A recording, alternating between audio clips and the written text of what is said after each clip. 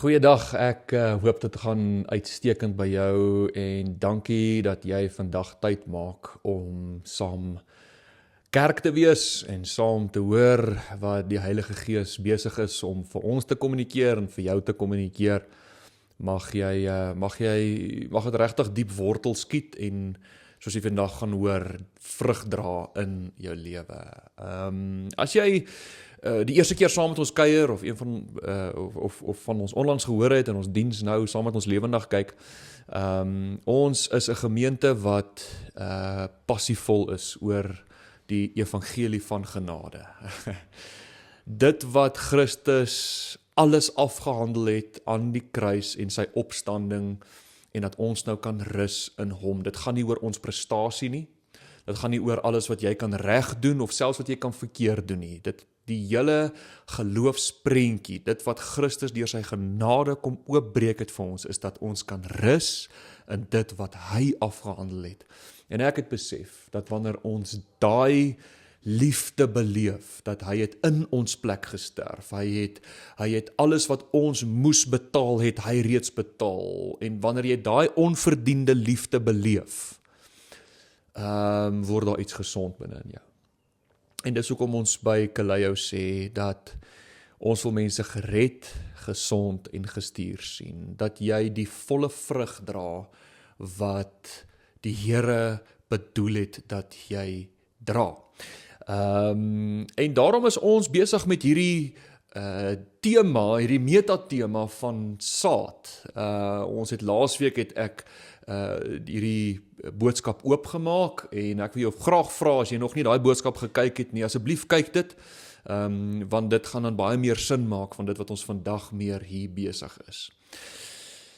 Kom ons sluit ons oë vir 'n oomblik en dan bid ons saam. Dankie Here, dat U deur U Gees vandag U liefde aan ons kom openbaar. U sien waar elke persoon is, U sien die vrae wat elke persoon het, wat U na kyk, en dankie dat die woord sê, dat U die een is wat ons begelei in alle waarheid. En mag ons die waarheid wat ons vandag hoor, mag het ons lewens kom transformeer, mag het 'n radikale impak op ons lewens hê. Ons bid dit in Jesus heilige naam en almal sê, Amen. Ek wil vandag, kom ons noem dit 'n model van die evangelie, 'n prentjie, 'n raamwerk van die evangelie aan jou verduidelik. Toe ek hierdie reg verstaan, het dit 'n radikale impak op my lewe gehad. Ek was so opgewonde. Dit is my gevoel of dit is die beste nuus wat enige persoon ooit kan hoor, en ek hoop dat deur die manier hoe ek het vandag aan jou verduidelik, dat jy die evangelie, al het jy hom gehoor, dat jy hom so vars sal hoor, dat dit 'n radikale impak op jou lewe sal hê. En daarom het ek vandag my 3 potjies as 'n illustrasie van wat die saad wat die Here in jou lewe kom saai het, kom doen en beteken, en wat die effek van dit is op jou lewe. En so, ons kyk die afgelope tyd na die gelykenis in Markus 4, en Jesus sê, hierdie is die gelykenis van die saaier, en jy het hom al verseker gehoor. Die een waar Jesus sê, die saaier kom en hy saai saad, en party val op harde grond, en party val op klipperige grond, en party val tussen die onkruid, en dit kry nie kans om wortel te skiet nie. Party word deur die vyand gesteel, party word deur die sorge van die lewe of die aantreklikheid van die wêreldse begeertes word daai saad gesteel. Ander word die evangelie word gehoor, maar daar word nie wortel geskiet nie. En hierdie gelykenis is een van die enigste gelykenisse wat Jesus eintlik kom verduidelik.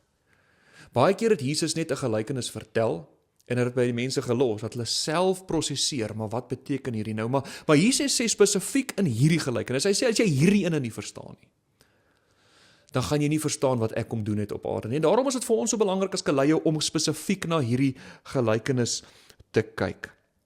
Nou, Jesus kom in Markus 4 vers 20, as ons kernteks van vandag, en dan sê hy, en dit is hulle by wie in goeie grond gesaai is. Hulle wat die woord hoor en aanneem en vrugte dra. Een dra 30-fout, een dra 60-fout en een dra 100-voudig. Nou dis waar ek vandag by jou wil kom stilstaan. Ons praat nie vandag oor saad wat gesteel is nie. Ons praat oor jou wat die evangelie gehoor het en dit aanvaar het en die Here sê daar kan nou 'n 30-fout, 60-fout en 100-fout vrug gedra word deur hoe jy verstaan wat hy alles afgehandel het en ek gaan dit vandag aan jou verduidelik. Maar kan ek vir 'n oomblik net stil staan en sê hierdie woordjie, die woord aanneem, 'n ander woord sê die woord aanvaar.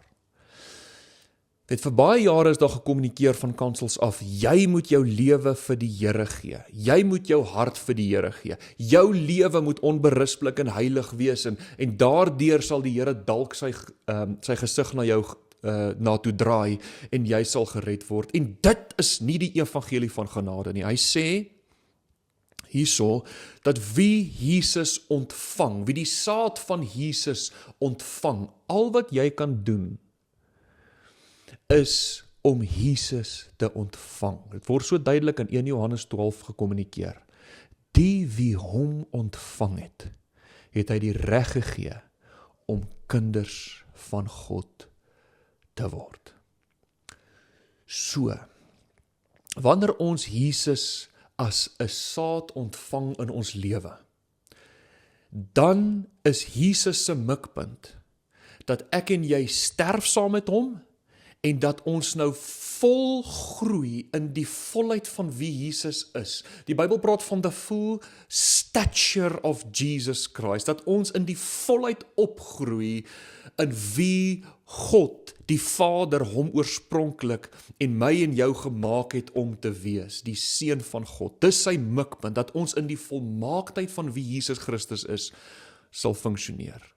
Dat daar op die ou einde geen verskil tussen Jesus en my en jou is nie, maar dit word deur metanoia. Ons moet ons gedagtes vernuwe om te verstaan wie ons nou is in hom, en ek gaan dit vandag aan jou verduidelik.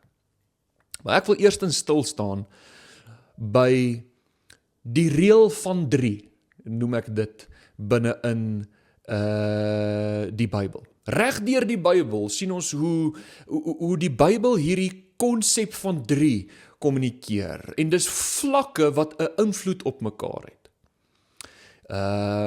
Jesus sê byvoorbeeld, ek is die weg, ek is die waarheid, en ek is die lewe. Jesus is baie doelbewus. Jy kan 30-fout, 60-fout, 100-fout. Jy sien dit oor en oor waar hierdie vlakke gekommunikeer word. Paulus kom en hy sê, op die ou einde al wat gaan oorbly is geloof, hoop en liefde. En ek wil jy moet hierdie reël van 3 vandag raak sien, en saam met my raak sien dat hierdie 'n invloed op mekaar het. So ek gaan dit vandag vir jou so verduidelik.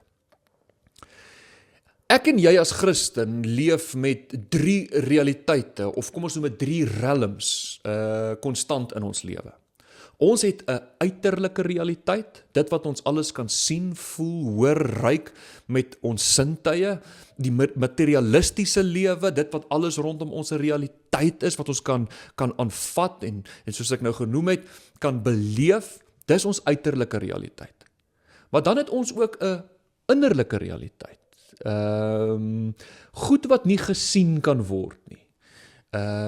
Goed soos emosies, jou wil, jou intellek, wat 'n invloed het op die uiterlike realiteit. Dan het ons ook 'n ewige realiteit. Dit wat in die hemel 'n realiteit is. Nou Paulus sê, hy was nou al in liggaam en in siel, maar daar was 'n oomblik in sy lewe waar hy op die 3de realiteit gefunksioneer het. Kom ek lees dit vir jou in 2 Korintiërs 12, vers 2 tot 4. Paulus sê, ek ken 'n man, maar ons weet eintlik hy praat van homself. Hy sê, ek ken 'n man wat aan Christus behoort, wat 14 jaar gelede is hy weggeruk tot in die 3de hemel, die ewige realiteit. Hy sê, of dit met my liggaam of sonder my liggaam wees, dit weet ek nie, net God weet dit. Ek weet ook dat hierdie man weggerig is na die paradys toe, of dit nou met die liggaam was of sonder die liggaam, dit weet ek nie, net God weet dit. Maar daar het hy woorde gehoor wat mens nie kan of mag uitspreek nie. Hy sê, ek was in hierdie realiteit. En toe ek in hierdie realiteit was, het dit 'n invloed op die res gehad. Nou ons weet dat hierdie realiteite kan 'n invloed op mekaar hê. Die Bybel kom kommunikeer, dat ek en jy 'n liggaam het, ons fisiese liggaam, ons het 'n siel, en ons het 'n gees. Nou hierdie realms is tydgebonde, of twee van hulle eerder, is tydgebonde, kom ek verduidelik vir jou. In jou fisiese realm, in jou liggaamsrealm, is 'n minuut 'n minuut, en 'n uur is 'n uur. Ons kan dit nie vinniger maak nie, ons kan dit nie stadiger maak nie. Tyd verloop in ons uiterlike liggaamrealiteit. Maar in ons innerlike realiteit is nog steeds tydgebonde, maar dit kan vinniger of stadiger beleef word. Het jy al gesien as jy saam met goeie vriende kuier? Man, dis na jou hartspelle. En maar daai kuier is lekker raak, en dit is 'n gelag, en dit is vreugde rondom jou. Jy weet, 'n kuier kan 3 uur begin, en voor jy jouself kry is dit 10 uur in die nag. En dink jy, waar het die tyd heen gegaan? Jy weet, dit kan vinniger beleef word, of ek het al met baie mense gepraat wat deur trauma gaan. En hulle gesê, in daai oomblik van trauma het gevoel asof tyd stil staan. Sekondes het nog steeds verloop, maar dit het gevoel, hulle belewenis was vinniger of stadiger. Maar die ewige realiteit is buite tyd en ruimte. Dit is nie gebonde tot tyd nie. Maar hierdie realms kan 'n invloed op mekaar hê. Kom ek verduidelik. Jou liggaam, kom ons sê jou liggaam is siek. Alright, ons kom nou deur die winterseisoen, en baie mense was nou die afgelope tyd siek gewees. Jy weet, ek moes met baie van my pelle se vrouens gesels, wat baie gekla het oor hoe erg hulle man nou siek was. Hulle praat nou van die man flu, nee. Kyk, as niks erger as dit nie. 'n Man beleef vir hom intens, dis 'n emosionele saak. Weet dit het 'n effek op sy innerlike en eksterne realiteit. Hy lê en hy moan, en ek sal eerlik wees, ek doen dit ook. Jy weet, dit is so 'n bietjie 'n aandagsoekery. Jy weet, egenare met ons, dit is vir ons baie erg om dit te dra. Maar, jy kan fisies en liggaamlik siek wees, en dan kan jy medikasie gebruik om die simptome te probeer gesond maak, né? Maar kom ons sê jy is fisies siek, en in jou siek toestand bel iemand jou en hulle sê, hoor jy het die lotto gewen. Jy het nou net 100 miljoen rand gewen. Ek weet nie van jou nie, maar daai siekte is ewe skielik weg. Dit maak nie meer saak nie, want ek het beter nuus ontvang as wat ek konstant mee besig was. Ek is op 'n beter plek, ek hoef nie meer so te hard te werk nie, my lewe is uitgesorteer in daai sin nou, nee, ek het 100 miljoen rand gewen, ewe skielik het my sielsdimensie, my innerlike realiteit, 'n massiewe effek gehad op my fisiese realiteit. Nou dis wat ek vandag by wil kom stilstaan. In die gees het ons goeie nuus ontvang. En hierdie nuus behoort, die beste nuus wat ek en jy ooit kan hoor, behoort 'n invloed te hê op ons innerlike realiteit en 'n invloed te hê op ons liggaamlike realiteit. En ek dink baie min Christene weet hierdie. Baie min Christene weet dat hulle toegang het tot die volheid van wie die Here is, tot alles wat hy beloof, tot sy karakter en sy goedheid, want hulle beleef nog 'n leuen oor hulle self. Wat bedoel ek daarby? Jy sien, jy kry gelowiges wat 'n 30 fout reaksie op die evangelie het. Jy het gelowiges wat 'n 60 fout reaksie op die evangelie het, en dan kry jy wat 'n 100 fout. En my hart en my kommunikasie, en hoekom ek elke week preek en wat ek aanhoudend sal kommunikeer, is dat jy iemand sal wees wat die 100 fout vrug sal beleef wat Jesus vir jou kom oopbreek het. Want die waarheid is, jy is saam met Christus opgewek. En Efesiërs kom leer ons 'n wonderlike ding.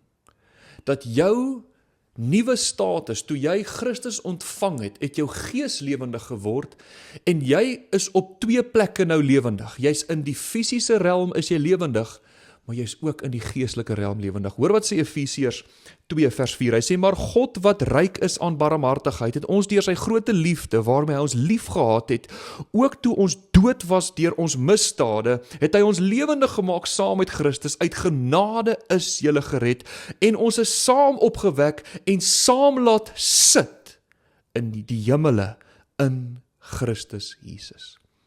Jy is op 2 plekke nou lewendig. Saam met Christus in die hemele is jy nou lewendig. Dit is waar jy is, en jy het volle toegang tot die realiteit wat daarso teenwoordig is. Jy sien, baie Christene, en hierdie wil ek nou vasmaak, glo dat ons moet nog hier uitkom. Maar die Bybel sê nee, ons is reeds hier, ons sit saam met Christus in die hemele. Ons het toegang tot al die geestelike seëninge, al die geestelike voorsiening wat in die hemel 'n realiteit is. Hoor wat sê Efesiërs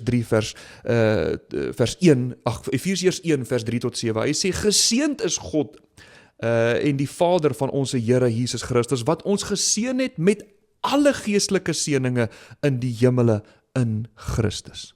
Soos hy ons in hom uitverkies het voor die grondlegging van die wêreld, om heilig en sonder gebrek voor hom in liefde te wees.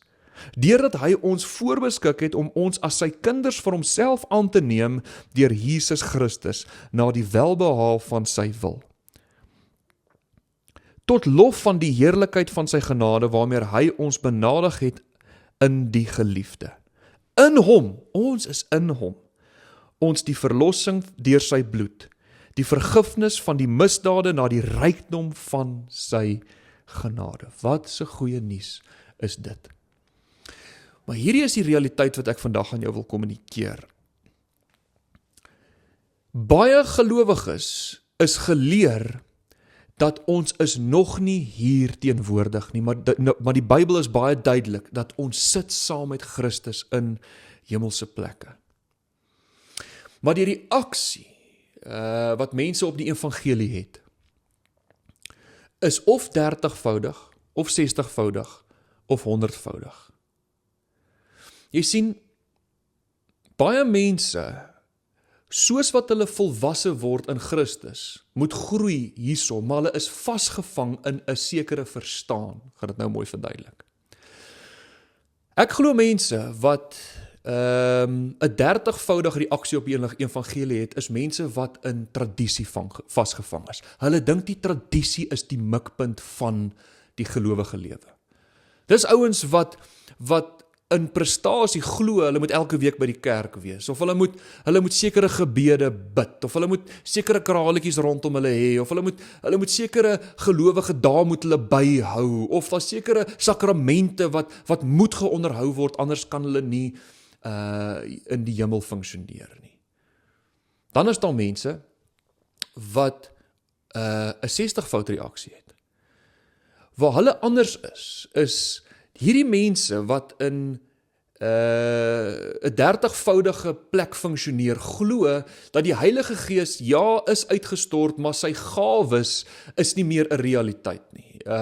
Hierdie mense moet nou die moeilike lewe deursien totdat hulle eendag in die hemel is. En die waarheid is dat die Heilige Gees is uitgestort en daar sekere gawes gegee.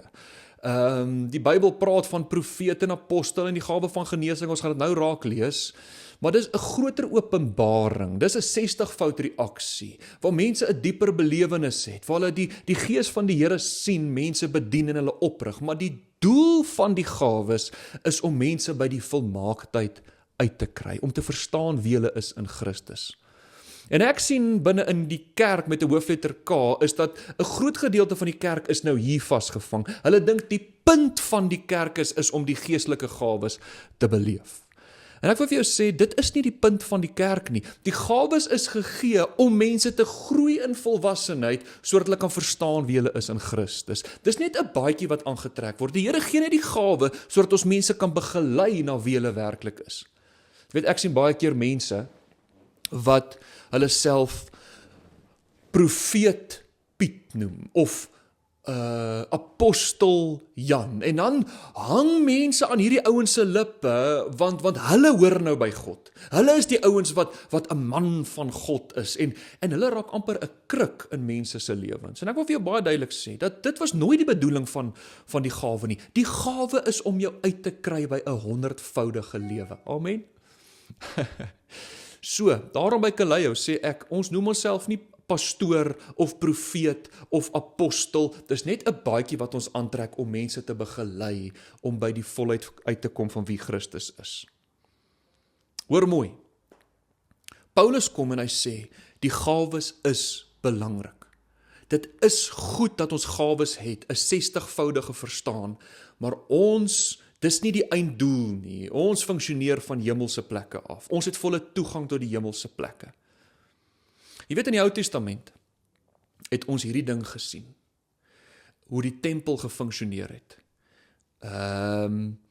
Die tempel was 'n buitehof, 'n binnehof en die allerheiligste. En tussen die twee was daar 'n gordyn. En ons weet met Jesus se kruisiging het hierdie gordyn geskeur. In die ou dae moes die priester net een keer 'n jaar kon hy hier funksioneer, en as hy net gesweet het, as hy nie al die rituele reg gedoen het nie, dan was hy dat hy het gesterf wanneer hy in die allerheiligste ingegaan het.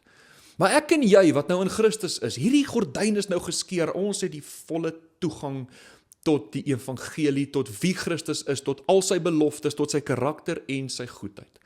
Hier is wat ek jou vandag wil uitkry. Hierdie relm, jou geestelike relm, die goeie nuus wat hier is, moet 'n invloed hê op jou innerlike realiteit en op jou uiterlike realiteit. Jy sien, baie mense glo dat hier moet ons moet hier reg leef. As ons iets van die Here af wil hê, moet ons vas, en ons moet bid, en ons moet reg leef. En as ek glo die Here hou iets weg van my af uit die ewige realiteit af, sal ek enige iets doen deur die kennis van goed en kwaad, die boom van die kennis van goed en kwaad, om te probeer kry wat alreeds myne is. En ek wil vir jou sê, Kaleo, ek en jy het nie nodig om dit te doen nie. Ek en jy glo die woord. Wanneer ons die woord glo, dan sal ek en jy, deur alles wat hy afgehandel het, sal ek en jy 'n 100voudige vrug dra. Jy sien, baie mense is frustreerd, want hulle sê, hoekom funksioneer die Heilige Gees nie meer in kerke nie? En ek wil 'n baie belangrike ding sê. Dis belangrik, die gawes is belangrik, maar Paulus sê daar's 'n beter manier. Ons het die gawes, ons is dankbaar vir die gawes, maar die gawes is nie die punt nie. Hoor wat sê in 1 Korintiërs 12:27, hy sê, julle is in Christus se liggaam, elkeen van julle 'n noodsaaklike liggaamsdeel. Elkeen van ons is 'n gawe. My gawe is om hierdie aan julle te kommunikeer. Hier volg nou 'n lys van sommige van die liggaamsdele wat God aan sy gemeente gegee het. Eerstens die apostels, tweedens die profete, derdens die wat onderrig gee en die wat wonders doen met die gawes van genesing en die wat ondersteun en leiding gee, die wat in tale kan praat. Hy sê, maar ons almal is nie apostels nie, en ons almal is nie profete nie, en ons almal het nie die gawe om onderrig te gee nie, ons het nie almal die vermoë om wonders te verrig nie, ons het nie almal die gawes van genesing, en ons almal kan nie in tale praat nie, en ons almal kan die tale nie uitlê nie, maar in alle geval hy sê, konsentreer op die nuttige gawes. Dit is belangrik, die gawes is belangrik, maar dit is nie daar vir enige iemand se glorie nie, dit is daar om mense uit te kry by wie hulle werklik is in Christus. Hy sê, maar daar is 'n beter manier. Hy sê, maar laat ek julle nou eers vertel waar die eintlike geheim lê. En dan gaan hy oor na 1 Korintiërs 13 toe.